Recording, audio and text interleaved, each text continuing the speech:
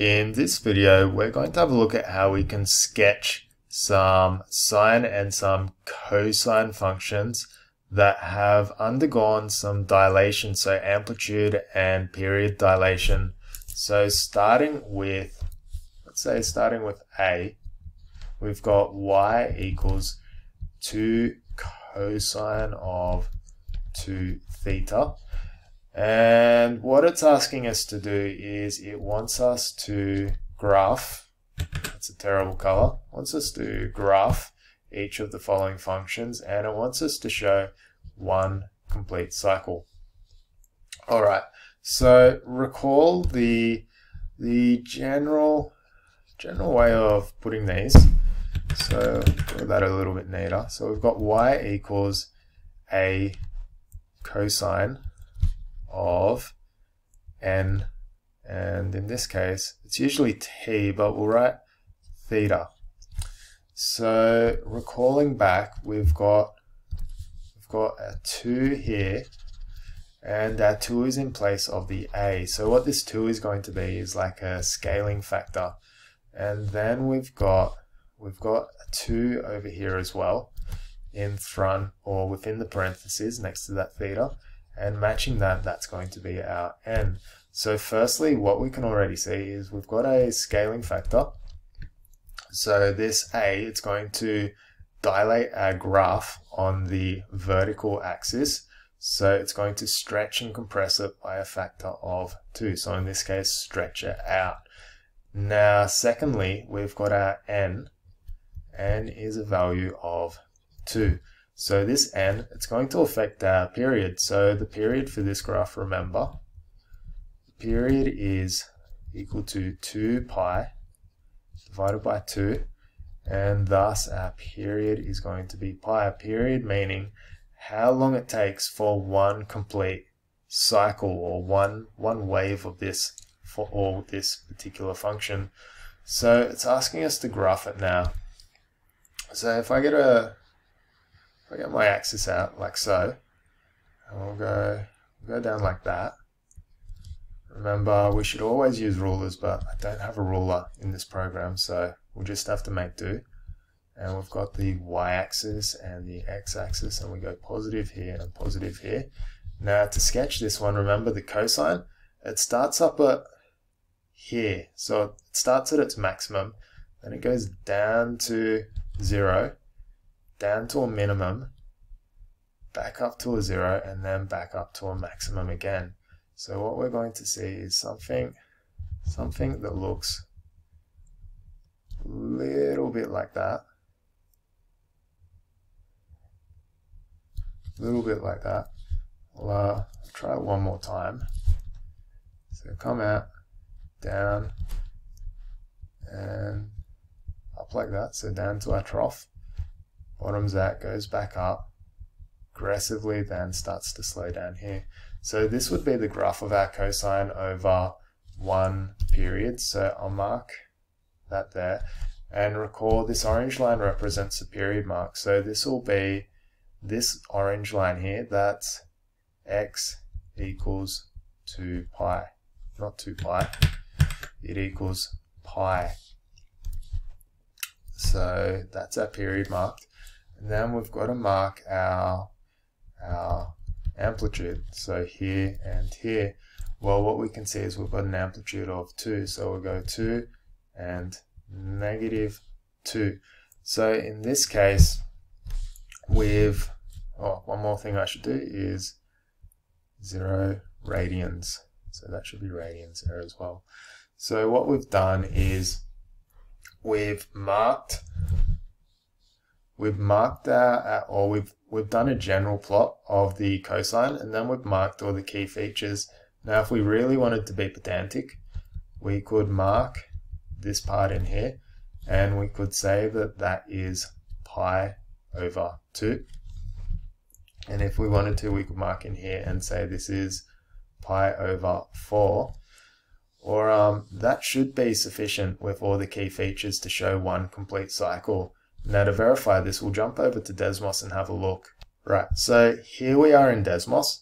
We've got some general shapes of our sine and our cosine, and what would normally be a period for something with an n of 1, so 2 pi. Now let's input our parameters. So we're not using the sine function, we're graphing the cosine function, and we only want to graph it over one period.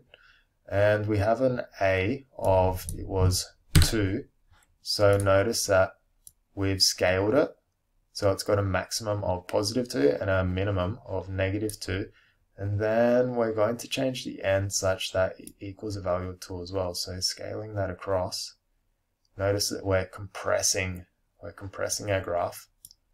And thus we get a period of pi. And when we hit our minimum, we're at a period or we're at an x value of pi over 2.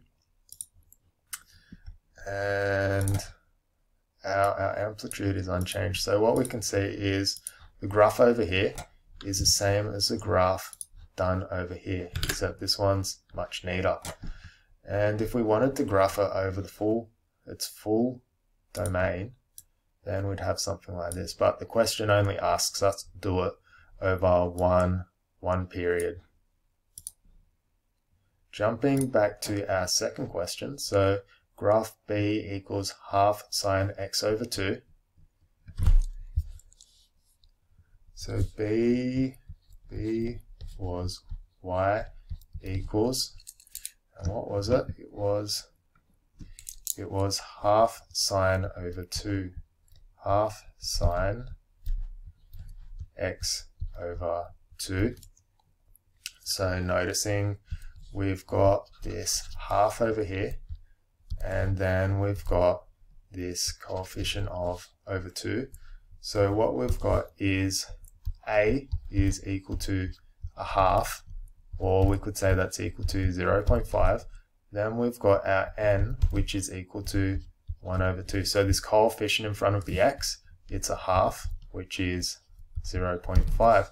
So graphing this guy, let's get my straightest line I can possibly do,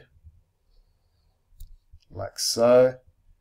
Then let's do my best. There we go. Not too bad. Drawing my arrowheads. This is going to be my x-axis. That's positive there. This will be my y-axis. So this is y positive. And then graphing this, what we're going to do is it's a sine. So we'll start at 0, and then we're going to go up quite aggressively, plateau out, start going back down again.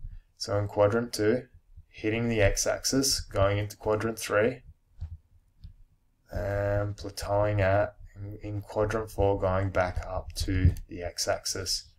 So this would be one cycle or one period.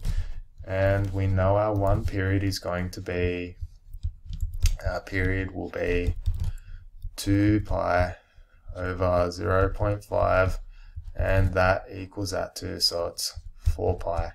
So we've elongated our sine function, our regular sine function. And then our amplitude, so here and here, we're going to see a maximum. We're going to see a maximum value of a half and a minimum of -0.5. So we've compressed our sine diagram, or we've compressed this sine wave. We've compressed it to going from 1 down to a half, so an amplitude of half, and then we've stretched it out along the horizontal axis, so our x-axis. We've stretched it out to have a period of 4 pi. Now jumping back over to Desmos, let's plot some sine functions, and we're going to have an a value of a half. There we go, so 0.5, and our n value, notice that we're going to start stretching it. So it's been stretched outwards to 4 pi. Zooming in, and let's just fix this up. We'll go -0.6 and 0.6. Look at that beautiful sine function there. And recalling we only have to do this over one cycle, so let's turn that off. So one cycle there, maximum. It's got a maximum of 0.5, and a minimum of negative 0.5. So that is how we could sketch our sine function here and our cosine function here, referring to the dilation of the vertical and the x-axis.